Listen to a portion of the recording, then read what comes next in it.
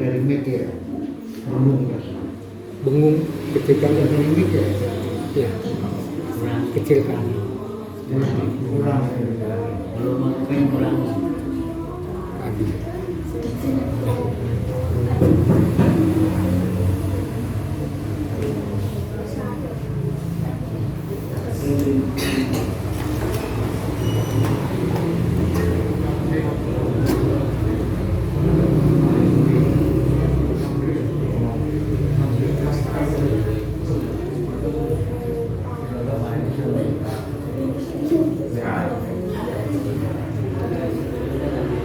Bismillahirrahmanirrahim. Assalamualaikum warahmatullahi wabarakatuh.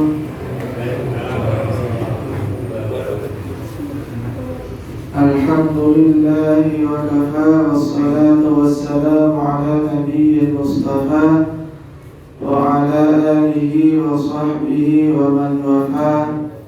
Qala rabbi shrah li sadri wa yassir li amri wahlul 'uqdatam min lisani yafqahu qawli, amma ba'd.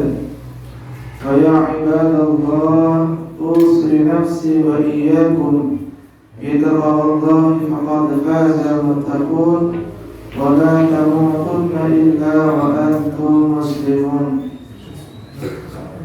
Faqala ta'ala mudhakkiran bidzalik: يا أيها الذين آمنوا اتقوا الله وقولوا قولا سديدا يصلح لكم أعمالكم ويغفر لكم ذنوبكم ومن يطع الله ورسوله فقد فاز فوزا عظيما. Bapak Ibu rahimakumullah, alhamdulillah kita masih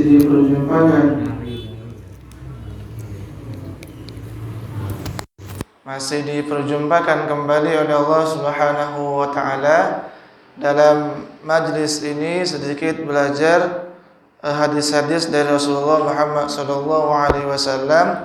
Yang biasanya kitab yang kita pakai adalah kitab Bulughul Maram, tetapi pada kesempatan kali ini sebagai tambahan penjelasan dari hadis-hadis yang kita sampaikan, kita bahas, pada kesempatan kali ini kita lagi-lagi merujuk kepada kitab Al-Fiqhul Islami wa Adillatuhu karangan Profesor Dr. Syekh Wahbah Az-Zuhaili. Ini jilid yang kedua, halaman 499 dan seterusnya. Tentunya sebagai referensi atau penjelasan tambahan dari hadis-hadis yang dibahas sebelumnya. Bapak Ibu rahimakumullah, pada kesempatan kali ini kita masuk di subbab yang ketujuh, sabi'an, subbab yang ketujuh, syurutus salati 'alal mayyit, yaitu membahas tentang syarat-syarat salat jenazah atau syarat-syarat mensolati mayyit. Yushtaratu fil musalli li sihhati salatil janazati syurutus salah. Disyaratkan bagi orang yang mensolati jenazah sebagaimana syarat-syarat salat seperti biasa. Jadi syarat salat jenazah seperti salat pada umumnya. Tentunya syarat-syarat bagi musallinya, syarat bagi orang yang sholat itu. Apa saja? Min islamin. Pertama, dia harus seorang muslim, Islam. Orang yang sholat, yang mensolati jenazah itu dia adalah seorang muslim. Wa aqlin, kemudian dia berakal, tidak gila. Pertama muslim. Kalau orang kafir, orang non muslim tentunya tidak sah mensolati jenazah. Wa aqlin, kemudian berakal tadi yang kedua. Kalau orang gila tentunya tidak perlu juga karena enggak tahu. Kemudian wa tamyizin, selain dia berakal, dia mumayyiz atau tamyiz, artinya sudah bisa membedakan mana najis, mana tidak, mana halal, mana tidak, dan seterusnya. Sudah tahu gerakan-gerakannya, sudah tahu bacaan-bacaannya, tamyiz, mampu membedakan. Wa taharatin, kemudian orang yang mensolati jenazah itu juga taharatin, dia harus suci. Suci dari hadas kecil, termasuk suci dari hadas besar. Bisa dengan cara mandi kalau hadas besar, termasuk juga wudu, termasuk juga bisa dengan tayamum kalau memang tidak ada air. Bersuci, harus suci dari hadas orang yang mensolati jenazah. Kemudian wa satri auratin, menutup aurat. Jadi orang yang mensolati jenazah dia menutup aurat.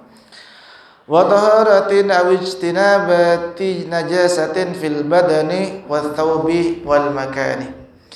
Kemudian juga syarat berikutnya adalah suci dari najis. Pertama sebelumnya tadi suci dari hadas, yang berikutnya suci dari najis, baik di pakaian yang dia pakaiannya, termasuk badannya, termasuk tempat salatnya juga terjauh dari najis. Wa istiqbalil qiblah, kemudian menghadap kiblat seperti biasa, seperti salat pada umumnya. Wan niyati, dan niat. Wa ghairiha minasyuruti illa al-waqt li'annaha salatun fahiya ka ghairiha minas salawat. Jadi hampir sama syarat salat jenazah bagi musallinya, bagi orang yang mensolatinya, sama dengan syarat sahnya salat pada umumnya, kecuali dua hal. Pertama, illal waqt, kecuali pada waktunya.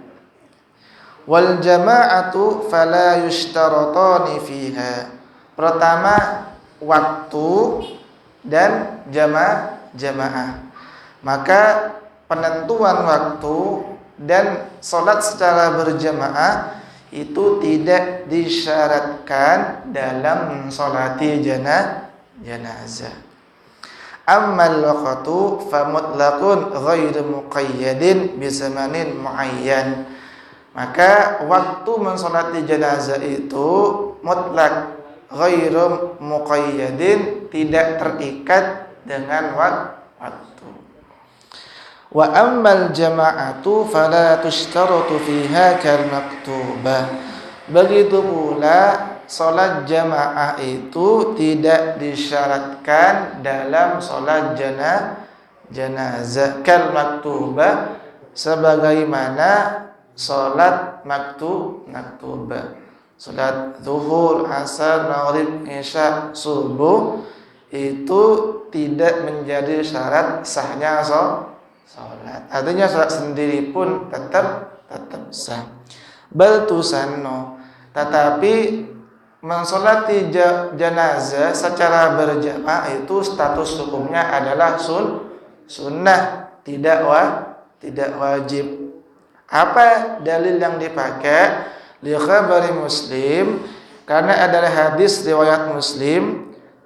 Kata Rasulullah Muhammad SAW, hadis yang sempat kita sampaikan kemarin, ma min rajulin muslimin yamut, tidaklah seorang muslim yang meninggal dunia mati, fayaqumu ala janazati 40 rajulan, kemudian disolati oleh 40 orang laki-laki, la yusyrikuna billahi syai'an illa syafa'ahumullahu fihi, kecuali akan diberikan pertolongan syafaat oleh Allah Subhanahu wa ta'ala. Jadi Rasulullah Muhammad SAW menyebutkan ketika ada jenazah yang disolati setidaknya 40 orang muslim yang tidak mensyirikkan Allah Subhanahu wa ta'ala, maka kemungkinan terbesarnya, kata Rasulullah, akan diberikan pertolongan oleh Allah Subhanahu wa ta'ala, tapi tidak merupakan kewajiban. Apa konsekuensinya kalau sholat jamaah itu sunnah ketika sholat jenazah? wa yasqutu fardhus salati biwahidin. Maka sudah cukup sebetulnya gugur kewajiban sholat jenazah itu biwahidin ketika sudah disolati satu orang saja. Sebetulnya iya, tapi sakno juga ya. Ya enggak sakno sih. Ya apa bahasa Jawanya? Sakno atau kolu apa enggak ngerti saya. Jadi seandainya jenazah mayit disolati oleh satu orang saja, ya sudah selesai gitu ya. Artinya orang lain itu juga sudah gugur kewajibannya gitu maksudnya. Kenapa? Li'annal jama'ata la tushtaratu fiha. Ya lagi-lagi tadi karena salat jenazah secara berjamaah itu tidak disyaratkan, tidak menjadi syarat sahnya salat. Itu maksudnya. Tapi rata-rata biasanya jarang sekali tapi kita temui salat jenazah kok disolati hanya satu orang saja, imam gitu ya. Imam plus makmum, dia enggak ada makmumnya lah, imam saja. Tapi jarang kita temui. Tapi seandainya ada yang seperti itu, ya tetap sah. Gugur sudah kewajiban bagi yang lain untuk mensolati jenazah itu. Nah itu syarat sahnya sholat jenazah bagi musallinya, bagi orang yang mau mensolati. Sekarang kita masuk kepada syarat yang berlaku yang berkaitan dengan si mayit. Seperti apa mayit yang harus disolati itu? Wa yushtaratu fil mayyit li fardiyatis salati alaihi ma ya'ti. Jadi syarat mayit itu wajib disolati ada sekitar di sini berapa? 6. Yang pertama, an yakunal mayyitu musliman. Pertama, mayit itu adalah seorang muslim, gitu ya.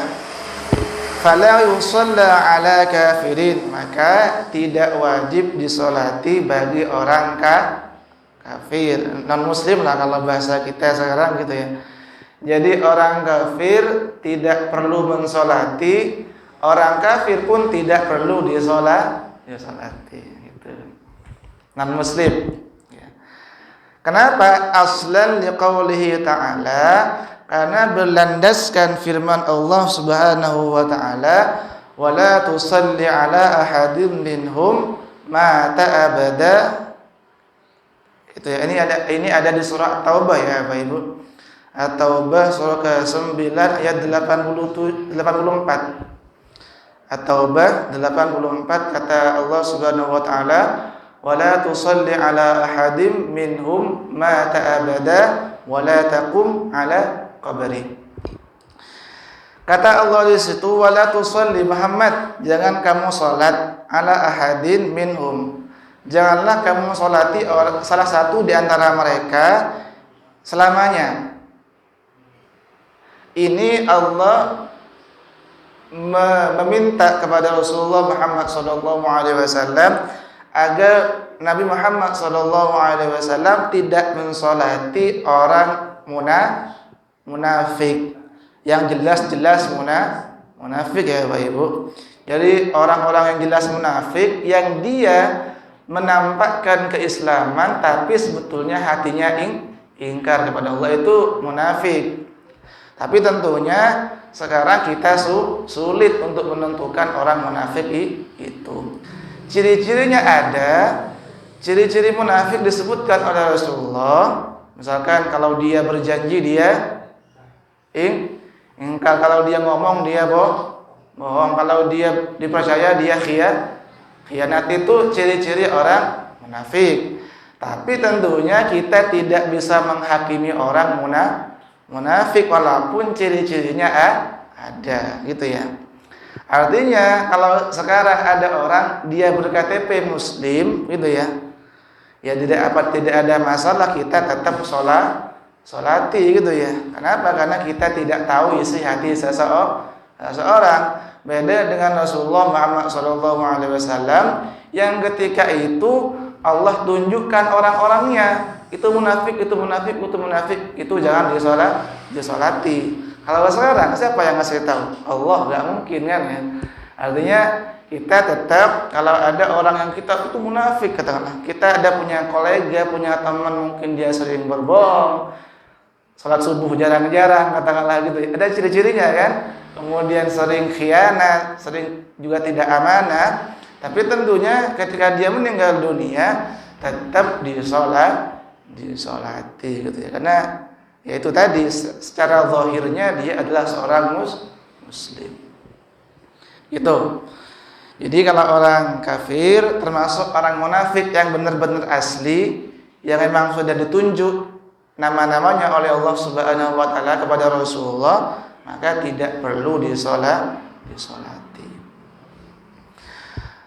Wa yusalla ala sa'iril muslimin min ahlil kaba'ir wal marjum fi zina wa ghairi ma. Ini jelas. Tetap disolati bagi seluruh umat muslim min ahlil kaba'ir sekalipun dia pelaku dosa besar. Mungkin dia mabuk iya, korupsi iya, apalagi judi iya, riba iya, macam-macam. Tapi ternyata dia masih percaya kepada Allah, beriman kepada Rasulullah. Ya tetap disolati walaupun mungkin dosanya begitu besar. Wal marjum fi zina, termasuk orang pezina yang dirajam. Tadi disampaikan kemarin orang yang zina muhsan ya Bapak Ibu.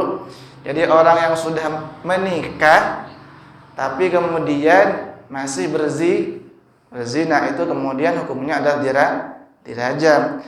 Tetapi kalau orang belum menikah kemudian dia berzina, apa?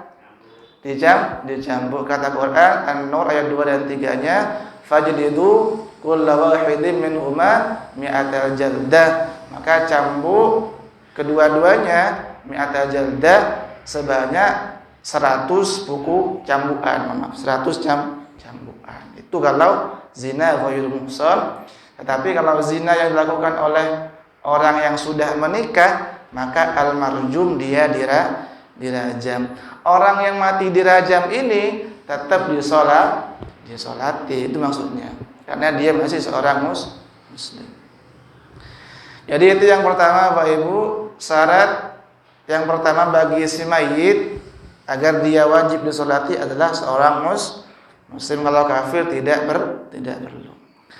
Kemudian yang kedua, an yakuna jasaduhu huwa au aktsaruhu mawjudan.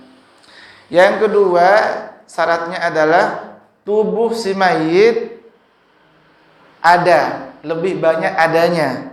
Wa hadza syartun indal Hanafiyyati wal Malikiyati fala yusalla ala atbin.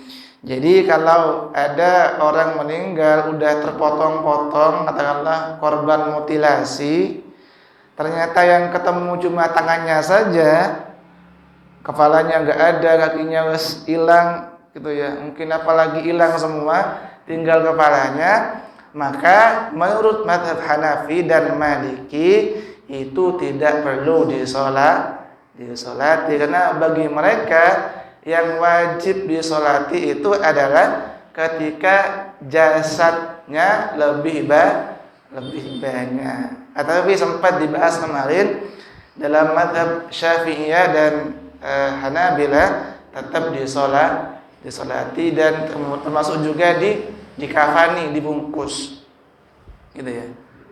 Itu sempat kemarin kita bahas. Kemudian yang ketiga, ini korban mutilasi atau mungkin korban tenggelam mungkin ya, atau mungkin jatuh dari pesawat dan seterusnya, helikopter dan seterusnya, tinggal beberapa bagian tubuhnya. Na'udzubillah sebetulnya. Kemudian yang ketiga, an yakuna hadiran mawdu'an al-ardi amamal musalli. Wa hadha syaratun indal Hanafiyyati wal Hanabilati aidan. Syarat yang ketiga adalah mayitnya ada, jenazahnya ada di depan imam. Ini merupakan syarat dalam mazhab Hanafiyah, termasuk di dalam beberapa pendapat dalam mazhab Hambali. Apa konsekuensinya? Fala yusalla ala ghaibin, maka tidak ada salat ghaib dalam mazhab Hanafi. Tidak ada salat ghaib. Walaupun Nabi sempat melakukan salat ghaib terhadap Raja Habasyah kemarin yang sempat kita bahas. Wa mahmulun ala nahwi dabatin wa mawdu'in khalfal imam. Termasuk juga jenazah yang ada di kendaraan. Nah, ini termasuk jenazah yang ada di belakang imam. Jadi jenazah mayit harus disolati di depan imam dan tidak boleh ada di kendaraan atau dulu dabba itu sebetulnya hewan tunggangan. Kalau sekarang ya entah ambulan atau apa gitu ya. Jadi syarat dari mazhab Hanafiyah dan sebagian dalam mazhab Hambali, mayit itu harus tidak ada di atas kendaraan dan juga harus berada di depan imam. Itu. Wa wafaqahum al-Malikiyah ala ishtirati kaunil mayyit hadiran. Kemudian wa amma sholatu 'alan najashi fa hiya khususiyatun lahu. Nah, ini pendapat dari Hanafiyah.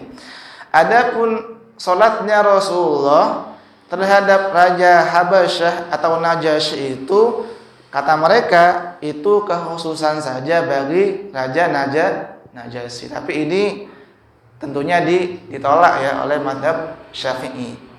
Karena sempat kita bahas kemarin, ketika Raja Habasyah meninggal dunia atau Raja Najasyi meninggal dunia, ternyata Rasulullah meminta sahabat-sahabatnya untuk ngumpul, kemudian merapatkan shaf, kemudian Rasulullah sholat jenazah. Padahal jenazah Raja Habasyah ketika itu tidak ada di Madinah, tapi Rasulullah mensolati. Maka ini kemudian dijadikan salah satu landasan sholat ghaib. Tapi ternyata menurut mazhab Hanafi itu enggak. Itu hanya khusus bagi Raja Habasyah saja, kata mereka. Wa amma wad'ul mayyit amama al-musalli famandubun 'indal Malikiyah. Ini aneh ini. Maksudnya aneh karena jarang kita dengar gitu ya. Adapun meletakkan mayit di depan musalli, di depan orang yang sholat, itu hukumnya sunnah, tidak sunnah, dianjurkan menurut Maliki. Seandainya ada di belakang jenazahnya tetap sah gitu ya. Itu kata beliau ya. Tapi jarang kita temui ya. Wa amma wad'ul mayyiti amama al-musalli famandubun 'indal Malikiyah. Adapun meletakkan mayit di depan imam atau di depan orang yang sholat, itu status hukumnya adalah mandub, dianjurkan atau paling banter sunnah menurut Maliki. Tetap artinya seandainya diletakkan di belakang gitu ya tetap saja sah sholat jenazah itu. Ini tapi pendapat yang mungkin jarang kita dengar dan jarang dipraktek. Tapi katanya kalau di Mekah apa ya, kan ada gitu ya. Kalau ada orang sholat tiba-tiba sholat ghaib, pernah ya Bapak Ibu ya? Saya nggak tahu juga. Pernah ya? Sering kan ya? Padahal jenazahnya tidak ada di depan dan jenazah itu masih ada di kamar mayat atau di mana gitu kan. Jadi ternyata bisa saja kita praktekkan itu gitu kan ya. Itu salah satu luwesnya fikih ya Pak Ibu ya. Jadi kondisi-kondisi tertentu bisa dipraktekkan. Ya mungkin yang pernah haji atau umroh, kalau saya kan belum gitu ya. Mungkin pernah tahu ketika sholat di Masjidil Haram atau di Mekah itu di Ka'bah, tiba-tiba ada, ayo kita sholat ghaib atau sholat jenazah. Padahal jenazahnya tidak ada di depan. Itu bisa-bisa saja. Ini bagian dari elastisitas fikih. Nah, dulu pernah saya nulis itu Bapak Ibu ya. Jadi elastisitas hukum Islam. Pernah dulu, sempat terbit sih dulu. Jadi ini emang itu bagian dari keluasan hukum Islam. Enak kan jadinya? Tidak begitu strict banget, tidak begitu ketat banget. Artinya bisa luas tentunya dengan kondisi-kondisi tertentu. Lanjut, wa tajuzus salatu 'inda Syafi'iyyati wal Malikiyyati 'alal mayyit al-mahmuli 'ala dabatin aw aidin nas aw a'naqihim. Jadi ini sampai segitunya ya para ulama fikih itu. Maka boleh mensolati mayit yang berada di atas kendaraan. Aw aidin nas, atau dipangku, dipikul, dipegang, atau bahkan dipikul. Jadi kita mensolati jenazahnya dipikul, bukan dipukul ya, tapi dipikul, atau mungkin berada di atas kendaraan, atau kalau sekarang ya entah ambulan atau apa gitu ya. Ini dalam mazhab Syafi'i dan Malikiyah. Adapun tadi Hanafiyah dan Hanabilah tidak memperbolehkan mensolati mayit atau jenazah yang berada di atas kendaraan. Tapi lagi-lagi ini jarang, biasanya udah berada di dalam keranda ya, kira-kira seperti itu. Jadi itu yang ketiga, jenazahnya ada, tapi dalam mazhab Syafi'iyah tadi salat ghaib itu ada walaupun jenazahnya tidak ada di depan, dan itu di beberapa tempat dipraktikkan. Kemudian yang keempat, an yakuna qabla sholati alaihi ma'lumul hayah. Hendaknya mayit yang mau disolati itu pernah hidup. Wa hadza syaratun 'indal jumhur khilafan lil Hanabilah. Ini syarat yang ditetapkan oleh jumhurul ulama, berbeda dengan Hambali. Fala yusalla ala mauludin wala siqtin illa in alimat hayatuhu birtida'in aw harakatin aw yastahilla sarikhan. Maka tidak perlu disolati bayi yang baru lahir atau bayi prematur yang meninggal dunia, yang mati, illa in alimat hayatuhu, kecuali dia sudah diketahui hidupnya dengan tanda-tanda seperti apa? Bitidoin, misalnya dia lahir 6 bulan atau 7 bulan dia lahir, sempat nyusu, berarti dia ketika mati disolati. Aw harakatin, atau sempat bergerak. Aw yastahilla sharihan, atau sempat berteriak. Maka kemudian dia disolati. Contohnya begini ya Pak Ibu, biar lebih jelas. Katakanlah orang hamil itu ya, kemudian ternyata usia kandungannya 6 bulan atau 7 bulan, ternyata melahirkan, berarti prematur gitu ya. Lahir ternyata sempat berteriak, iya gitu ya, bahasa mereka gitu ya, sempat teriak-teriak atau sempat gerak-gerak atau sempat nyusu. Ternyata setelah sempat gerak-gerak itu, setelah sempat berteriak, ternyata kemudian mati, maka itu disolati. Nah itu menurut jumhur ulama. Nah itu.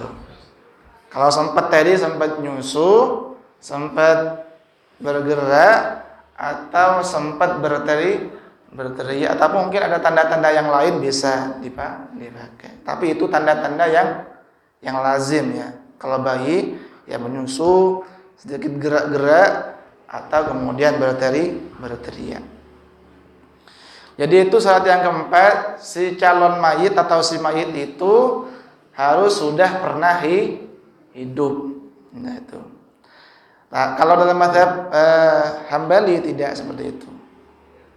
Kemudian yang kelima, taharatul mayyit. Mayit harus suci. Fala tajuzu sholatu alaihi qabla al-ghusli aw tayammum. Maka tidak boleh mensolati mayit sebelum dimandikan atau sebelum ditayamumi. Jadi tapi jarang sih mayit ditayamumi gitu ya.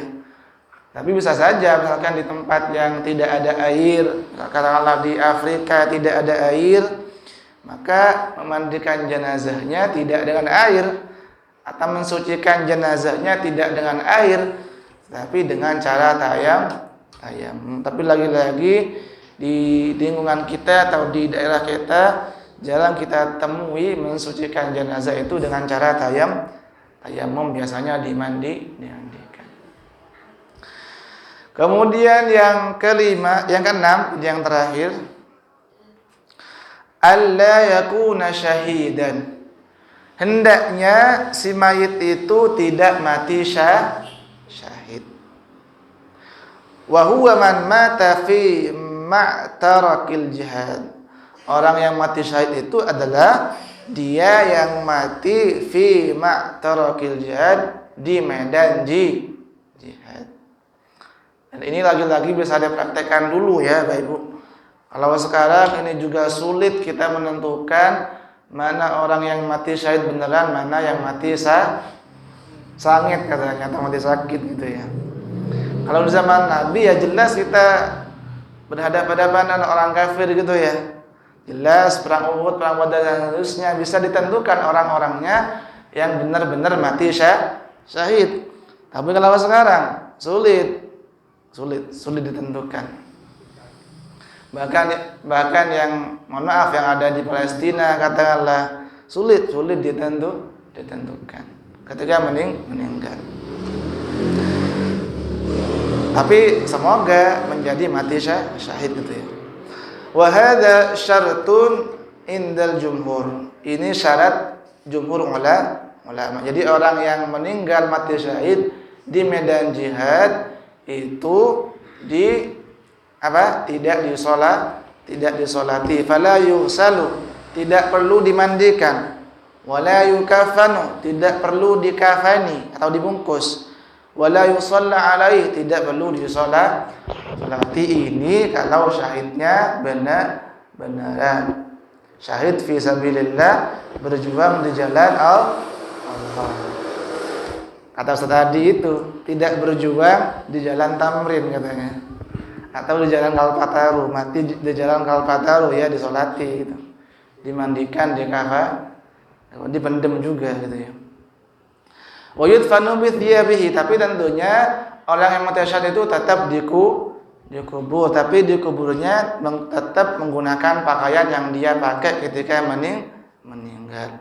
Wa yunza'u anhu as-silah, kemudian senjatanya dicopot. Kalau mati sambil megang tombak, mati sambil megang celurit, kalau orang Madura celurit ya, enggak, orang Arab enggak celurit ya. Mati megang pedang gitu ya. Pedangnya dicabut dulu, baru kemudian dipendem. Ya. Wa qala al-Hanafiyatu yukfanu syahid wa yusalla alaihi wa la yusalu. Tetapi menurut Hanafiyah, orang yang mati syahid sekalipun itu tetap dikafani dan disolati, tapi tidak perlu dimandikan. Tapi rata-rata yang pakai jumhur adalah tidak dimandikan, tidak dikafani, tidak disolati, tapi tetap dikubur. Itu yang syahid benaran. Kalau syahid kan banyak ciri-ciri syahid ya Bapak Ibu ya. Kata Rasulullah, man qutila duna ahlihi fahuwa syahid, atau man qutila duna mali fahuwa syahid. Orang yang mati karena mempertahankan keluarganya, orang yang mati karena membela keluarganya, orang yang mati karena mempertahankan hartanya, itu fahuwa syahidun, dia mati syahid. Tapi tentunya mati syahid yang perlu dimandikan, dikafani, disolati dan dikubur. Termasuk kata Rasulullah juga, man matatul kon syahida, perempuan yang mati karena melahirkan, ibu-ibu tentunya ya. Kalau bapak-bapak gak dapat tadi sini. Perempuan yang mati karena mati karena melahirkan, bahwa syahid, dia syahid. Tapi tentunya lagi-lagi seperti biasa dimandikan, kafani, sholati dan dikubur. Lanjut, fa in qutilal muslim fi ghairil jihad zulman aw akhraja minal ma'taraki hayyan wa lam tunfat maqataluhu thumma mata ghusila wa salli alaihi fil masyhur 'indal Malikiyah.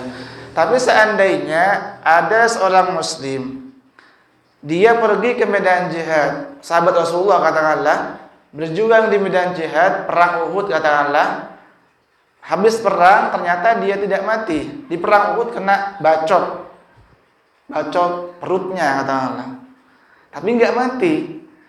Matinya setelah apa? Setelah selesai, katakanlah keesokan harinya atau 2 hari setelahnya mati, maka tetap dia dimandikan, disolati, dikafani juga. Menurut pendapat jumhur dan sebagian besar ulama fikih. Termasuk orang yang kutil muslim fi qajiyat zulman, yang mati dizalimi. Seperti siapa? Umar bin Khattab. Mati karena apa itu beliau? Mati dibunuh ketika beliau salat. Kata Umar itu sedikit lagi ya Bapak Ibu ya. Kata Umar, Allahumma zukni syahadatan fi sabilika wa wafatan fi baladi nabiyika. Ya Allah, kata Umar, berikan saya mati syahid di jalanmu dan mati di kota nabimu Madinah. Jadi Umar minta agar beliau dicatat sebagai orang yang mati syahid di jalan Allah dan meninggalnya di Madinah, di kotanya Rasulullah Muhammad SAW. Jadi doa ini didengar oleh sahabat, salah satunya adalah Abdurrahman bin Auf. Dikomplain lah, Umar katanya, piye kamu iki? Kok minta mati syahid tapi nggak pergi ke medan jihad, malah berdiam diri di Madinah. Kalau ingin mati syahid, dia pergi ke medan jihad. Tapi ternyata betul-betul gitu ya, beliau Umar bin Khattab betul-betul mati syahid, terbunuh oleh siapa itu? Abu Lulu'ah ya kalau tidak salah. Iya. Kalau Ali kan Ibnu Muljam itu ya, atau Ibnu Muljim itu ya. Maka kemudian ternyata doa itu kemudian dijawab oleh Allah Subhanahu wa taala. Umar betul-betul meninggal di Madinah, bersebelahan makamnya dengan Rasulullah Muhammad SAW, dan insyaallah dicatat sebagai orang yang mati syahid karena mati dizalimi tadi itu. Tapi tentunya Umar tetap dimandikan, kafani dan disolati.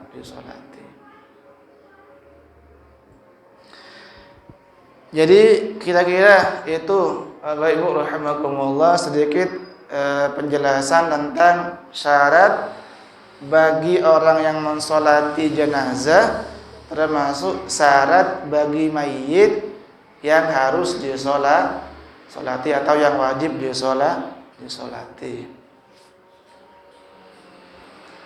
Semoga bermanfaat.